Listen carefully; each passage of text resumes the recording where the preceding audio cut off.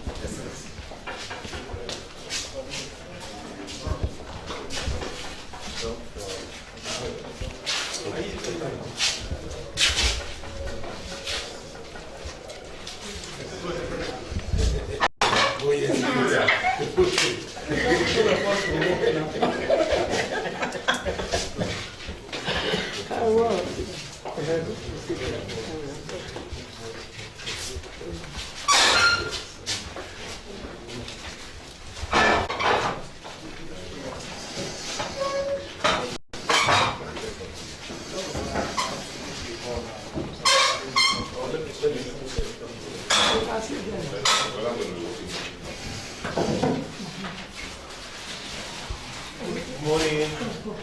First, let me apologize that I did not realize you were, before.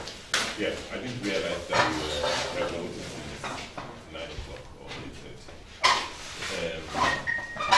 We, as you can see, it's the last week before the camera. So since 6 a.m., we had to be running around to try and do the intro in advance. So first, let me apologize and welcome you. So, yes. Actually, I was here last week to fix an appointment for 10 o'clock because of things that were not foreseen, which His Excellency has just coded on. So that's why a little delay. Very sorry for that. We are from Europe, and some members are from US as well. We have the name Godwin Obaseki Diaspora Support Group. That's our name. And I quickly jotted out some points this morning to unfold on before we commence. And let me stand up. There are no things to that. I think it's more relaxing when you sit. Okay. The emergence of our group, how our group came to existence. It actually started sometimes December last year, 2015, when we were brainstorming with a friend of mine in Benin City. So it was a political discussion, as men usually have. So we realized that there are so many aspirants aspiring to be the governor of Edo State. So that's how the idea came, because I was the legal director of the Nigerian diaspora in Europe. I had the national assignment for 2 years. And I was as well the president of the NIDO, the German branch, for 2 years. And after that, the interim chairman of the Europe chapter. So having handled such responsibilities, I feel like to use that status to organize the Edos together in Europe and in America as well, because the NIDO I heard has a branch in America as well. So when I got to Berlin, where I have my office, So I realized that there's a need to have a physical meeting. So a meeting was convened mid-March 2016, and a lot of people came. Close to 150 people came from all over. In that meeting, we objectively screened with our gesture, with our ability, the person that we feel he has the capacity to handle the office of the governor of Edo State. So it was that meeting we endorsed His Excellency Godwin Obaseki. So after the endorsement, we concluded that we should be holding meetings every fortnight, because people cannot be coming from all over Europe, because you have members from Italy. Is there, Pastor George, you welcome. And we have in the UK, and we have members from Switzerland. We have few from America at the moment, from Netherlands, from Belgium and France, and Germany as well. So we all cannot be holding physical meetings regularly. So we decided to be holding meetings every fortnight via teleconference. So the first teleconference we had was on the 1st of April 2016.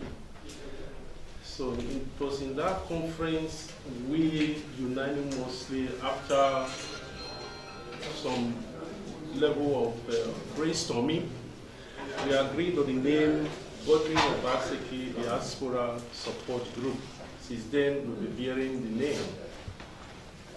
So the reason why we endorsed His Excellency as the next governor of Edo State were majorly because of his lengthy profile, and beside that, his economic exhibition so far as the chairman of the economic team of Edo State. So we pursuing the spirit of credible leadership. We represent the opinion that though we don't live here, but we have loved ones at home. We have stake in the election, and we should play our little part to make sure that a credible leader comes in and handles that office. Because it is a credible leader that can ensure the good governance which African continent has been lacking for decades. So, because a credible leader makes life easier for his people. So, and that area of economic, political, social, and religious arrangement in the society can only be guaranteed, or the sustainable blueprint can be installed if we have a credible leader as governor in Edo State. Many countries have proved it before around the world that the economic stability, the political stability as well, and the social welfare of their people is something that is possible. It can be done. America has done it. Germany, Great Britain, when you go there, they all have the economic and political stability within their country. So because those people have proved it before, we're quite convinced that it's not something that is impossible. We only need a credible leader to get that done for us. So that's why we're supporting His Excellency, Mr. Godwin Obaseki. So, and history has actually proved it to us as well, that not everyone that has handled the Osadebe Avenue, the governor's office, has the capacity to do the right thing. So because of that, a year like this, when election is right at the corner, so we strongly believe that this is a year where things could be rectified or mistake could be as well be done. So we're trying to avoid that mistakes in order to make sure that the future of the coming generation is based not is not mortgaged to the hands of the very few which we feel do not have the capacity to lead the office.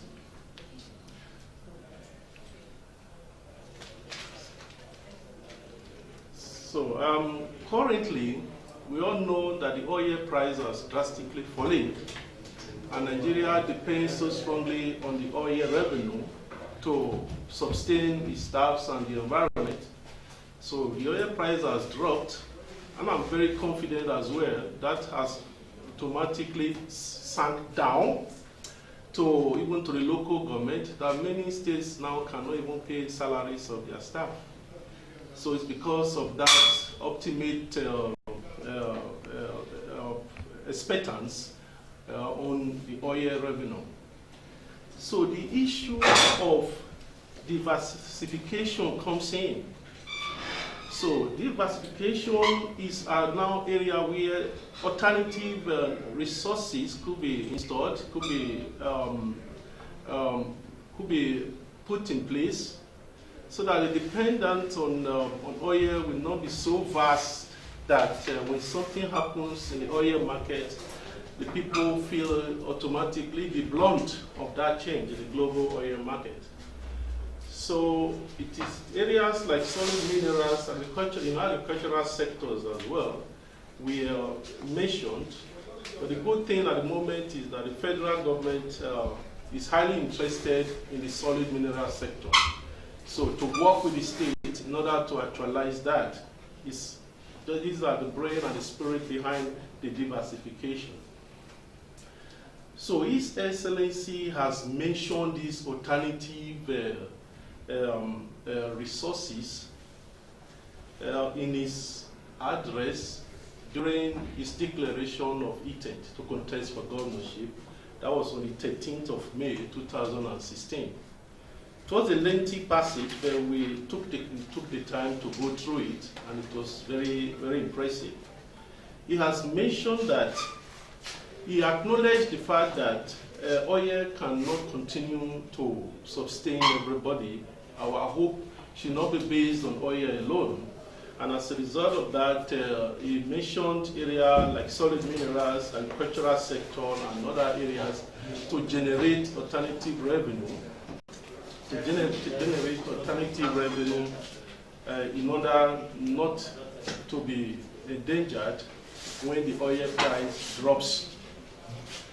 So, because he has identified those problems and as well outlined solutions on how to solve them, so we in the diaspora, especially those in our group, we strongly throw our weight behind him that say, okay, you know what the problem is, and you've outlined some of the solutions to get those problems resolved. So we will build behind you, do what we can within our capacity to make sure that those things are actualized. So on the other hand, we made some comparisons to other aspirants that want to go to the governor's office.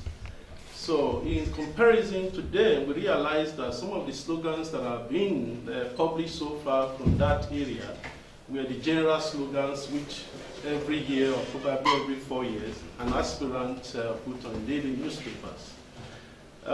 There's no different, we could not acknowledge any different from the past in terms of the electoral campaign of his aspirant. So, and the issue of which people are we really reaching out for as a diaspora, because we don't live here, we live abroad, but our people are here, our loved ones are here. So when the environment is okay, the society is well structured, and the economic stability is ensured here. So we're quite sure that when the society, when the system is good here for our people, no matter where we are around the world, we'll have rest of mind, and the joy which is affiliated to that will as well reach us no matter where we are in the world. So, so based on that, people raised the question that we are only intellectuals that there are only intellectuals that have been responding immensely to our comments. What about those in the rural areas? How are we going to reach out for those ones that cannot draw between the lines? That in the social or the electronic age we are now, where you Facebook, WhatsApp, or whatever pages you can reach the intellectuals, pasting some intellectual messages, and they will get it, and we reach out to those ones. But those in the rural areas that cannot really draw between the lines, how do we now reach out for those ones? That was a question that some of our members brought up during one of those teleconferences we had. So on that, we realized as well that many of our members have deep root families. Deep root families means not only in the main city, but they have members in their respective villages as well. So with that, we concluded that those, I have two, I know how to reach my root family as well.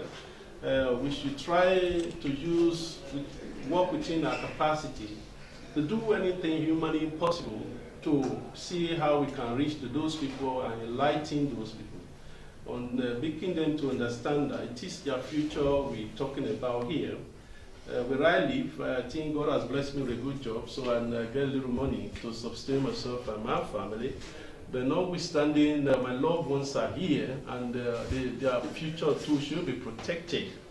And in doing that, it all still boils down to the fact that we need a credible leader. So, and that person, that's why we concluded, gentlemen and lady, that Mr. Godwin Obaseki is the